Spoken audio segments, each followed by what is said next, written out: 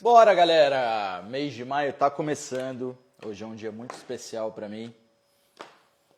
Vambora, que hoje a gente vai começar a falar sobre Shakti, sobre o princípio do feminino no contexto filosófico do divino e manifesto.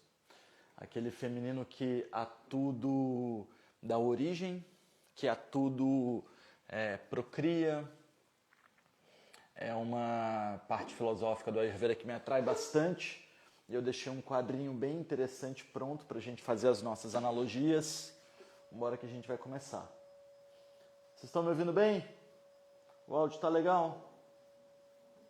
Fazendo uma gracinha no meu quadro aqui. Oi, Vitória. Oi, Fernando. Oi, Cláudio. Maria Terçariol. Deise, Márciozão. Keitia. Vambora, galera. Vambora. Seguinte.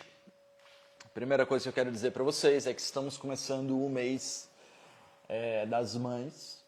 Então, nesse contexto existencial, todas as lives do mês vão ser voltados para esse tema. Nem sempre filosófico, tá? A gente também vai falar de matéria, a gente vai falar de plantas, a gente vai falar desse presente da divina natureza. Mas antes, vamos entender o que é Shakti, o que é o conceito de criação nesse sentido filosófico, tá bom? Esse mês eu tenho duas coisas muito especiais acontecendo para mim. Dia 13 de maio, quarta-feira, sem ser essa quarta-feira, a outra, a gente tem o lançamento, a abertura oficial do portal Ayurveda, do meu novo site. Eu estou um bom tempo me dedicando a ele, então a gente vai abrir as inscrições, eu vou lançar o site finalmente, ainda não é o site que vocês conseguem ver no meu perfil, tá bom? Uma outra coisa é, dia 20 de maio, eu vou abrir as inscrições para o curso de formação, tá bom? Então você está animado para se inscrever? Segura a onda aí que dia 20 de maio a gente conversa, tá? Vamos lá? Bem, a primeira coisa que a gente precisa entender são essas dualidades. Quando a gente lê ali nos primeiros capítulos da Bíblia, em Gênesis, de um estado não manifesto, quando não existe mundo, quando não existe espaço, quando não existe tempo, quando não existe luz, isso é chamado do não manifesto. O estado onde a matéria não foi fecundada pela consciência, onde a consciência ainda não se representa, ainda não experiencia a vida, porque ela não é envolta de matéria. E a matéria não se move porque ela não é habitada de consciência. Esse princípio da consciência é Shiva, é Purusha, é essência, é espírito, tá? O espírito é a continuidade da jornada, enquanto que a jornada em si é um conjunto de experiências do universo manifesto. Então nós vemos aqui um universo manifestado em forma de matéria, em forma de som, em forma de organização física, a luz, o fóton, o elétron, o próton, o átomo, a energia radioativa, os radicais livres, e todo o entendimento é um universo manifesto. Hoje a gente vai estudar o que existe antes disso, para entender esse conceito, para entender a ideia do copo vazio. Tá? Você tem que estar de copo vazio, você tem que estar de mente vazia, senão não dá para habitar com um conhecimento novo. Se você já chega na Ayurveda falando assim, não, mas eu sou católico e eu não aceito um conhecimento existencial que não seja por meio do catolicismo. Então, seu copo já está cheio, seu livro já está todo preenchido. Não tem nenhum espaço em branco no seu livro para você aprender uma coisa nova. Então, a primeira coisa que a gente precisa saber sobre o princípio de Shakti, de existência, é que ele aceita a todas as coisas. Todas as coisas. Isso é bonito e, ao mesmo tempo, é meio estranho. Porque eu estou dizendo que todas as coisas vieram de Shakti. Só que Shakti é a nossa primeira representação de Shakti, da criação, é um círculo vazio. Então, é a não manifestação da consciência por meio da matéria. É somente a matéria, pura e não fecundada. Quando não existia movimento, quando não existia luz, quando também não existia escuridão, quando não existia nada. E aquilo estava puro. Como quem viu semana passada, semana retrasada, que eu falei de uma analogia do processo de criação do Big Bang, quando Shiva, como quando Krishna, por meio de uma experiência de vida, experienciou a banheira de leite e manifestou a sua consciência por meio da matéria, a matéria se moveu e depois a consciência saiu mais uma vez. Então, a consciência habita a matéria envolve a consciência. Então, nesse momento, a gente tem movimento. Antes, quando a consciência não estava fecundando a matéria, a gente tem só um meio etéreo, um meio vazio, um meio difuso. Deixa eu fechar uma porta aqui, só um segundo.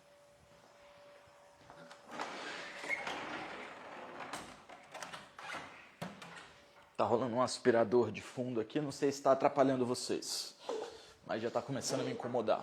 Então, o primeiro estado para você compreender alguma coisa, para você entender um pouco do que eu estou falando, é que haja espaço para o meu conhecimento.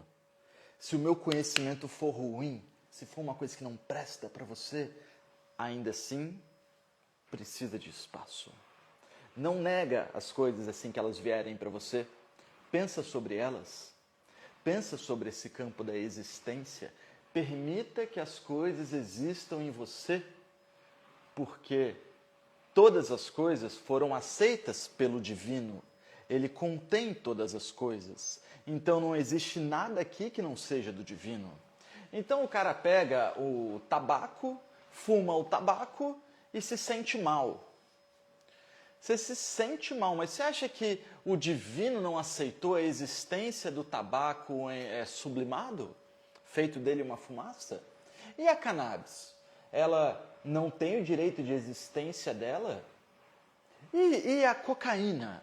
Que a gente tem que pegar uma planta e fermentar para tirar uma pasta do negócio? Super tamásico. O último estágio já, o processo de fermentação, de destruição. Imagina, se eu implico com kombucha, com kefir, o que eu não vou dizer de um entorpecente tamásico? Ainda assim, o divino aceitou.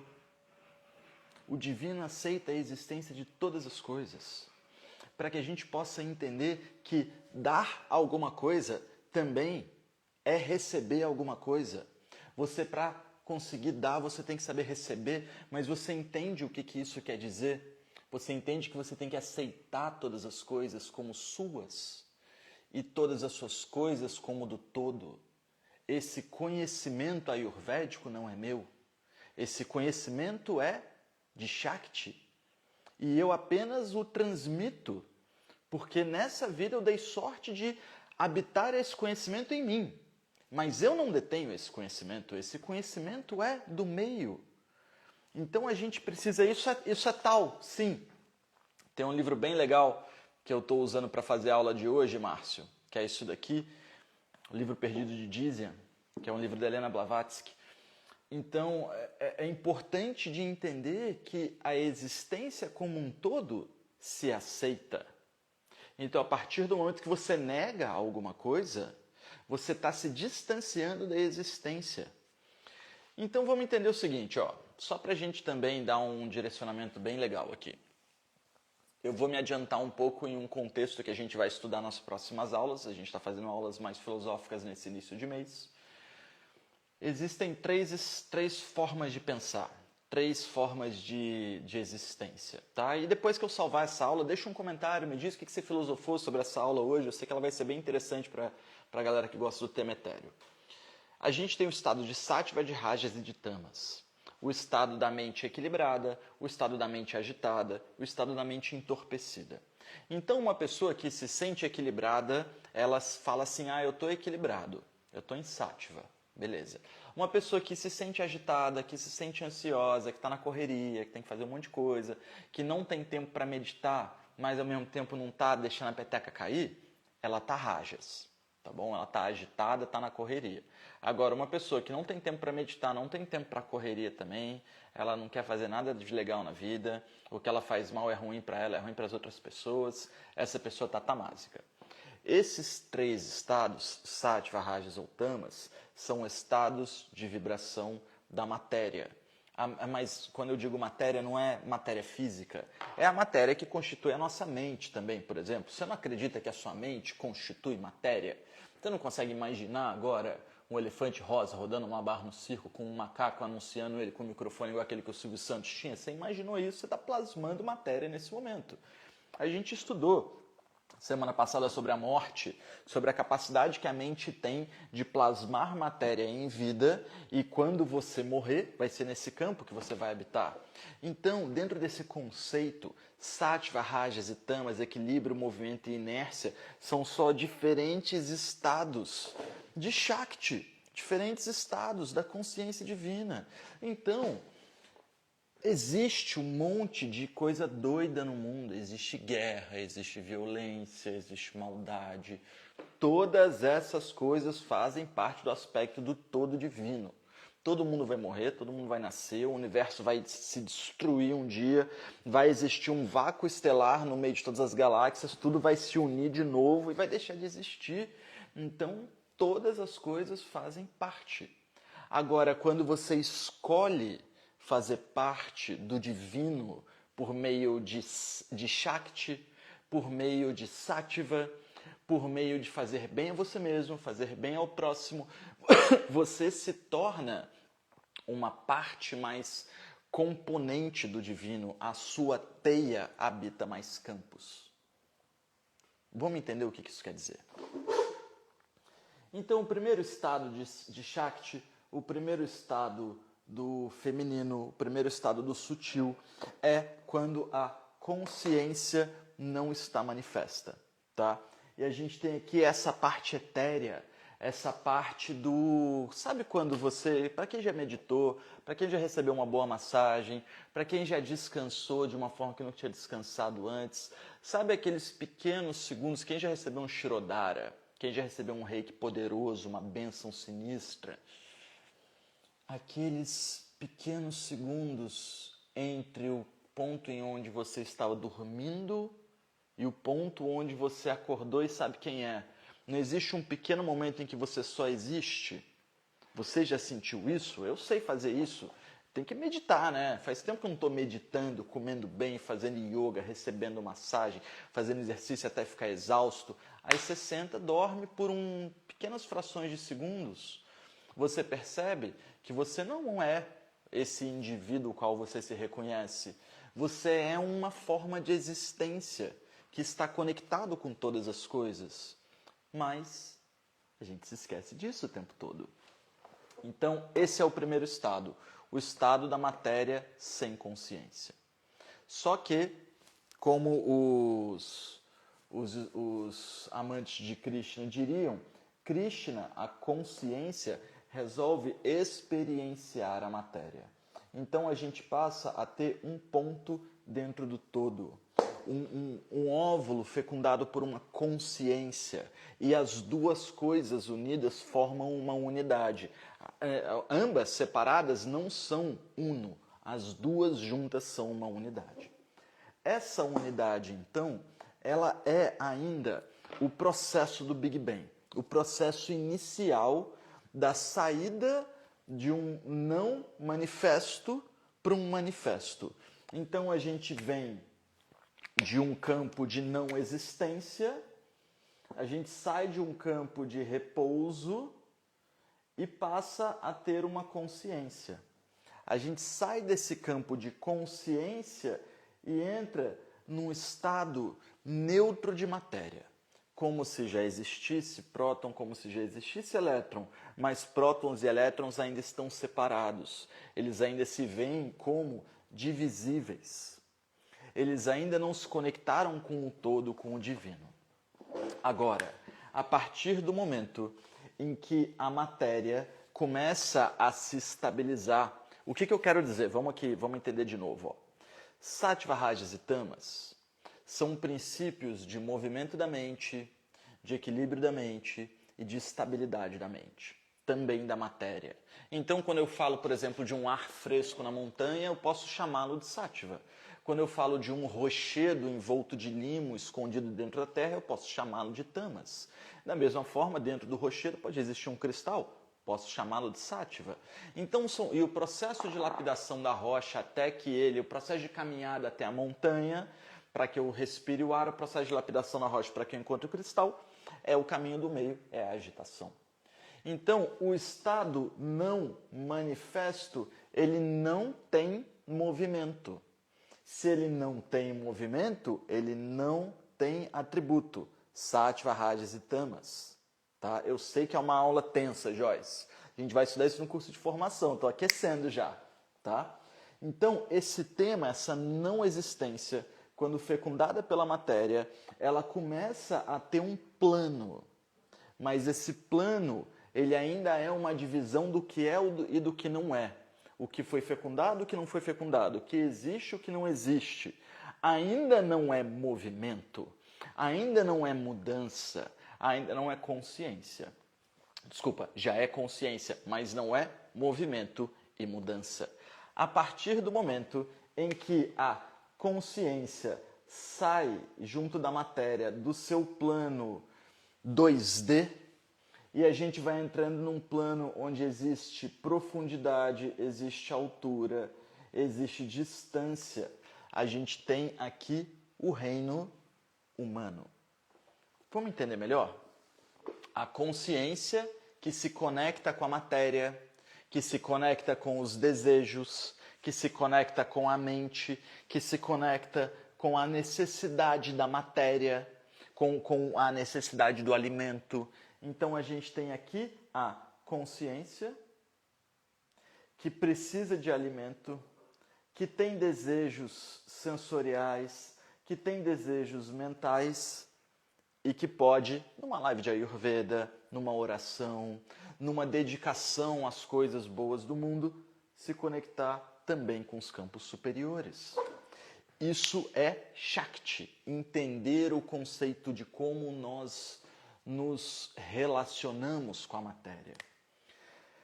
O nosso terceiro estado, então, a gente sai de um campo simples e começa a entrar na existência humana. E aí a gente tem as diferentes formas de existência. Aquele que se conecta somente consigo mesmo. Não tem nem consciência do que é a matéria divina. Ele trabalha só para si mesmo, tá? Aqui a gente tem o reino animal. Porque tem os desejos, tem a mente inferior, tem a necessidade da matéria, mas não tem conexão com o divino.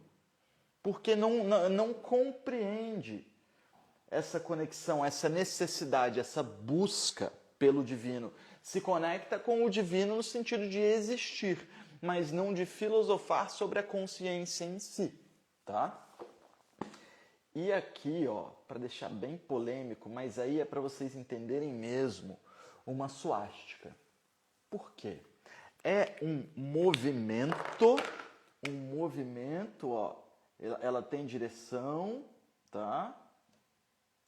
Ela sabe da existência do divino, mas em momento algum ela toca o divino, ela gira em torno de si mesma. Você gira só em torno de si mesmo, você quer só o seu engrandecimento. E aí você quer se desconectar do todo. Isso aqui é uma ilusão, isso aqui é uma baita de uma ilusão, hein? O quadro até caiu. Né? Isso é uma ilusão, você se desconectar do todo é uma completa de uma ilusão. Então não existe esse papo de desconectar, tá? Não tem como a gente se desconectar do todo. Não tem como você ser um organismo que não detenha Shakti. Você precisa adorar a Shakti. Shakti é a existência de todas as coisas. Você está aqui até agora porque você está lotado de Shakti. Para você ouvir uma aula dessa, nossa, foi profundo, complexo, não entendi nada, não importa.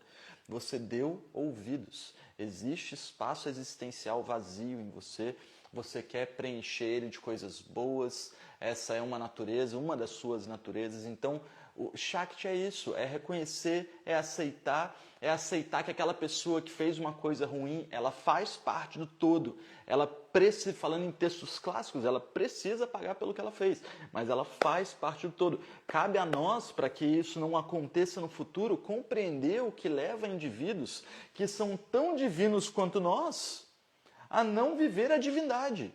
Então, qual foi a experiência de vida? Qual foi a experiência do passado, dos antepassados? Qual é o erro social que nos leva a repetentes déficits, a repetentes máculas na vida das pessoas?